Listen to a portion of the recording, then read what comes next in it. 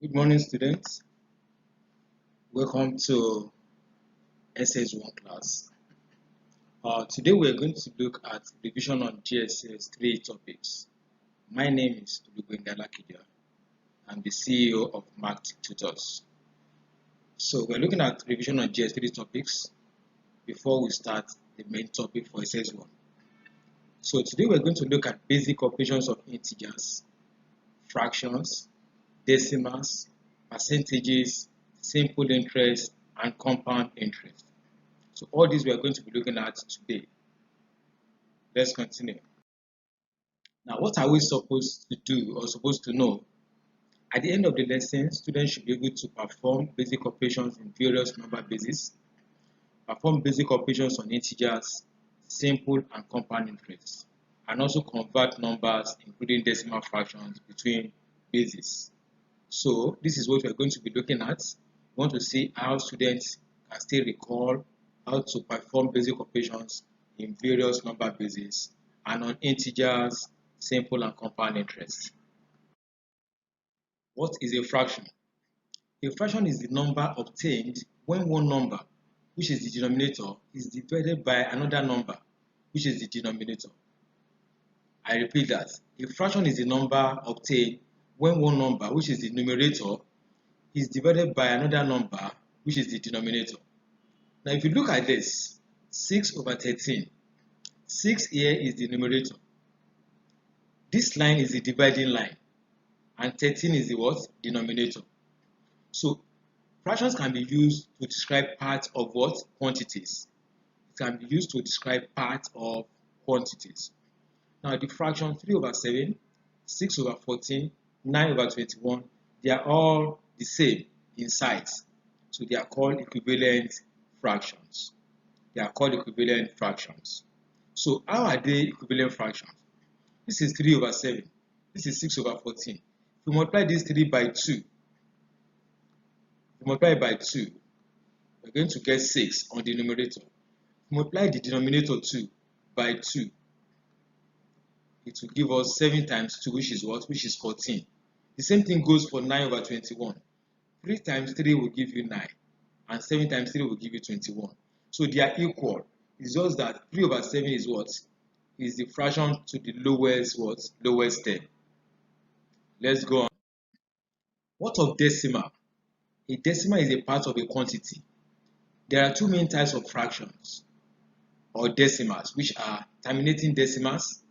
What are terminating decimals? These are decimals that terminate or ends at a particular number. For example, 1 over 5.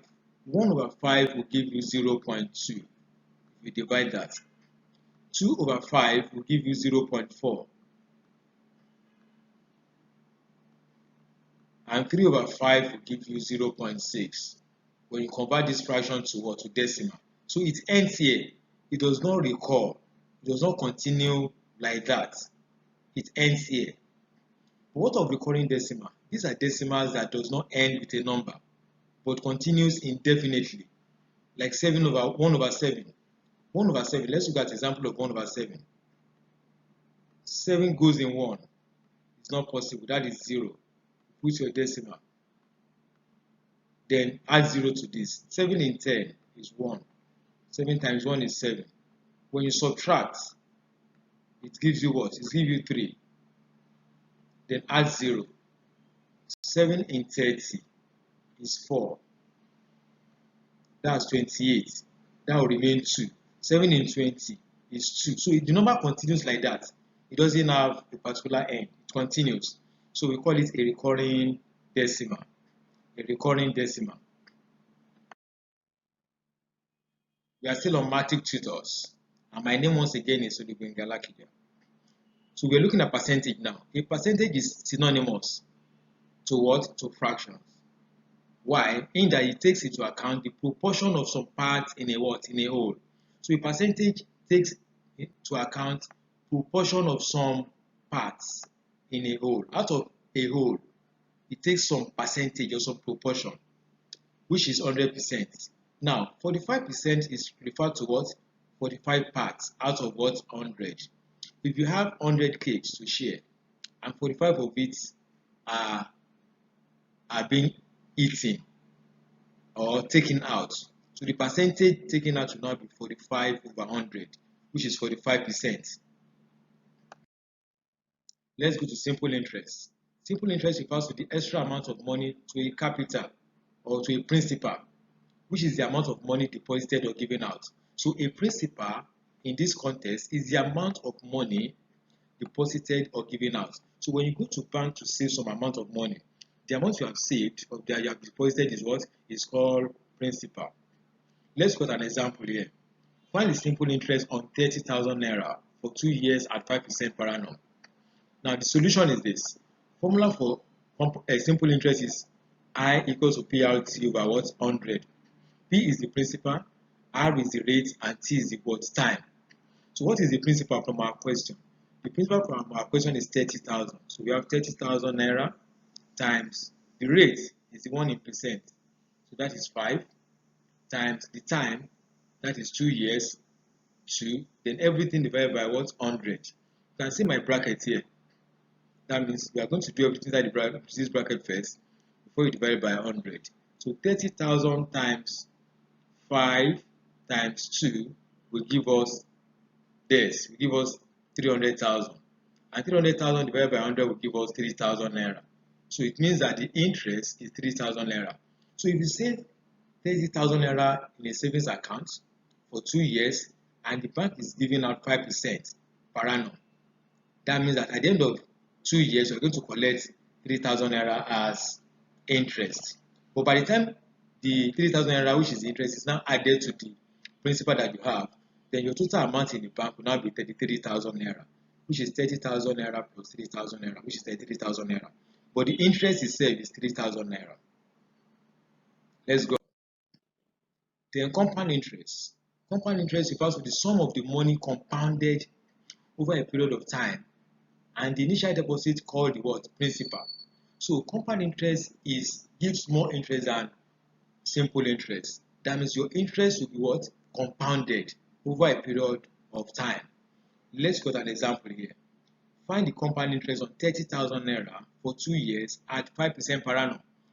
I decided to use the same formula or the same question, but this time around not on simple interest but on compound interest.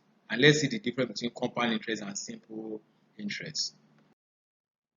Now, this is how you're going to do it. For compound interest, since it is for 2 years, we're going to write it out as on a yearly basis. So for first year, interest is principal times rate over 100, principal times rate times time over 100. So principal is 30,000 times 5. In this case, time is going to be 1 because you have differentiated them, you have separated the years on a yearly basis. So time here will always be 1. So times 1, then everything over 100. And that will give you 1,500 naira. So it means that the interest at the end of the first year, if it is compound interest that is being employed, will be 1,500 naira. How much should now be the amount at the end of first year? It will be that interest, which is 1,500, plus the principal, which is 30,000 naira. And that will give us 31,500 naira.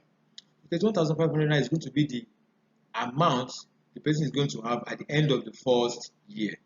This 31,500 naira will now be the new principal for second year. Let's look at that. Now, for second year, interest is principal times rate times time over 100. So the new principal now will not be 30,000 naira. It will now be 31,500 times 5 times 1. Then everything divided by 100. And by the time you do that, you get 1,575 naira as the interest for second year. So by the time you now add the new interest, which is 1,575, plus the principal, which is 31,500, you are going to be getting what? You are going to be getting 33,075 naira. So this is now the amount of money at the end of the second year. What will now be the compound interest? Compound interest will now be 33,075 naira minus the initial deposit that you started with, which is 30,000 naira. And at the end of the day, we're going to have 3,075 naira. You see that it's different from the interest that we have for simple interest. It's different from the interest that we have for simple interest. So this is how we can work on simple interest and compound interest. And we have also looked at fractions and decimals too. So I hope with this, be able to understand what simple interest is, what compound interest is, fractions and decimal. Once again, Odugbengalak is my name. I'm the CEO of Mathtic Tutors. Thank you for listening. Bye.